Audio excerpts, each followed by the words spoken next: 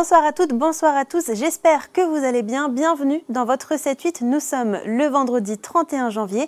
Voici le programme de ce soir. Guyancourt, Magny-les-Hameaux et le Mesnil-Saint-Denis sont entièrement passés sur la fibre optique. L'opérateur Orange a coupé son réseau historique de lignes de cuivre aujourd'hui. L'objectif, basculer l'ensemble du pays d'ici 2030. Et le réseau des médiathèques de Saint-Quentin-en-Yvelines lance sa 4e édition du Prix du Livre. Cette année, 3 romans sont en lice. Sélectionnés par les acteurs culturels locaux, ces ouvrages questionnent le monde de demain. Vous avez jusqu'au 5 avril pour voter pour votre préféré. Et enfin, ce week-end, les passionnés de jeux ont rendez-vous au gymnase Alain Mimoun de Villepreux. La ville célèbre les 10 ans de son événement festigieux. Au programme, jeux de société, figurines, e-sport et même une démonstration de chute de domino par le champion de France.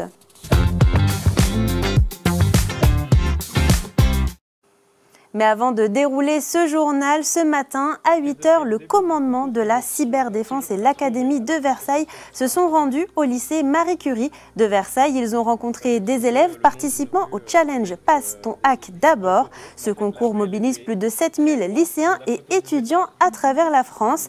Il plonge les élèves dans des situations de cyberattaque dans le domaine militaire, un enjeu de plus en plus présent dans notre quotidien.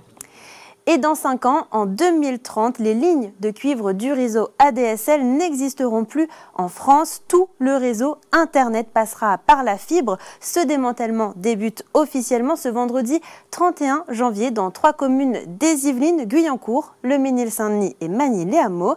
Les explications de Mickaël Elmidoro. C'est terminé pour les lignes en cuivre et l'ADSL dans 3 communes des Yvelines. Depuis ce vendredi 31 janvier, Guyancourt, Magny-les-Hameaux et le Mesnil-Saint-Denis ont vu le réseau historique coupé. Ces villes passent maintenant uniquement par la fibre optique pour se connecter à Internet.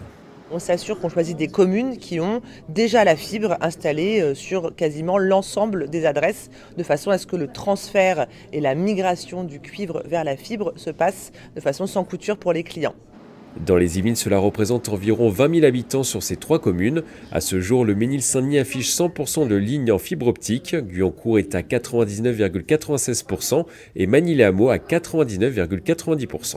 Il nous reste quelques dizaines de clients, donc le travail formidable a été effectué entre nous, les collectivités locales, les élus, pour bien faire admettre que voilà, c'était fini le cuivre et qu'il fallait désormais passer à la fibre, soit pour appeler, soit pour surfer sur Internet.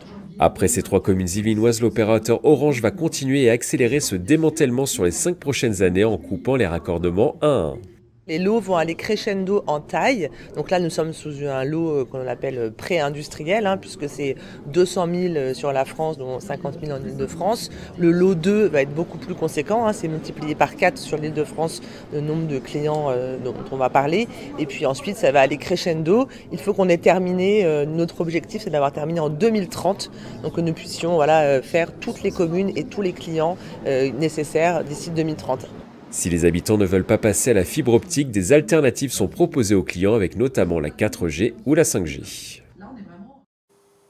Le réseau des médiathèques de Saint-Quentin-en-Yvelines lance sa 4e édition du Prix du Livre. Comme chaque année, 3 livres sont en compétition, sélectionnés par les acteurs culturels locaux. Ces ouvrages questionnent le monde de demain. Vous avez jusqu'au 5 avril pour voter pour votre livre préféré.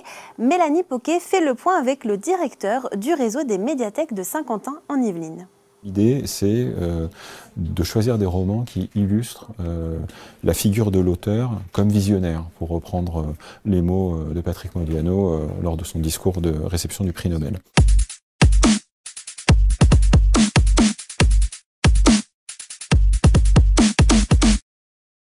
Un prix littéraire qui consiste à partir de 3 romans sélectionnés par un collège de professionnels constitué de bibliothécaires, de libraires, de professionnels et d'acteurs du livre sur le réseau, de mettre en concurrence 3 romans et qui a comme spécificité d'être décerné à la fois à partir du vote d'un jury de professionnels et à 50% du vote des publics.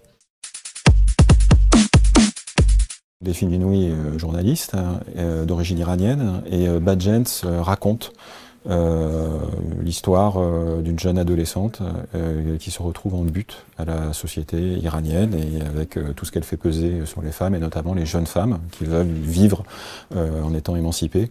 Et donc c'est un roman qui est très prenant, rapide, incisif et qui nous fait suivre minute par minute la trajectoire de cette jeune femme. Dans ce roman, l'héroïne, personnage principal, qui est archéologue, trouve des vestiges et est appelée par le gouvernement à en faire une étude pour confirmer le mythe de la société et qui en constitue les fondements. Et au fur et à mesure de ses recherches, elle va découvrir que la réalité historique et archéologique ne correspond pas tout à fait au mythe qui est porté par le pouvoir. C'est un roman qui revient sur la tentative d'invasion par l'Union soviétique pendant la Seconde Guerre mondiale de la Finlande. Et donc là, on va suivre différents personnages qui, avec très peu de moyens militaires, évidemment, c'était un petit pays, la Finlande, face à l'ours soviétique, et qui a quand même tenté de se défendre, et qui a tenté de résister par des températures absolument apocalyptiques, moins 50 degrés, donc on sent très très bien le froid dans ce récit.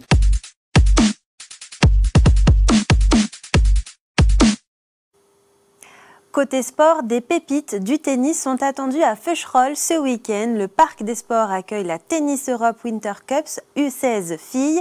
Il s'agit d'un championnat européen de tennis par équipe pour les filles de moins de 16 ans. Au total, 8 nations sont en compétition, dont la France. On écoute l'organisateur de ce tournoi. Le but pour les jeunes filles, c'est un événement pour promouvoir leur carrière et commencer à engranger de l'expérience pour passer professionnel. On a eu quelques noms bien connus à Feucherolles, mais dans le reste de la France, puisque là, c'est une phase qualificative et la finale aura lieu dans 15 jours à Brest. On est aujourd'hui sur des jeunes filles qui veulent devenir professionnelles et qui iront sur le tournoi ATP de WTA à l'avenir. Alors si vous êtes intéressé, sachez que l'entrée est libre dès 10 h au Parc des Sports de Feucherolles. Des matchs importants auront lieu tous les jours. Et avant de clôturer ce journal, comme d'habitude, TV78 vous partage un bon plan si vous ne savez pas quoi faire ce week-end. La ville de Villepreux célèbre les 10 ans de son événement festigieux. Au programme jeux de société, figurines, e-sport, château gonflable et même une démonstration de chute de domino par le champion de France. Alors si vous êtes intéressé, rendez-vous au gymnase Alain Mimoun les 1er et 2 février. L'entrée est libre. Et c'est la fin de ce 7-8. Avant de se quitter, je voulais vous adresser quelques mots car ce soir marque ma dernière émission sur TV78. Après ces années passées à vous informer et à mettre en avant l'actualité de notre territoire, il est temps pour moi de tourner la page. Alors merci beaucoup pour votre fidélité. Je vous souhaite une très belle soirée et un très bon week-end sur TV78. Mais surtout, prenez bien soin de vous.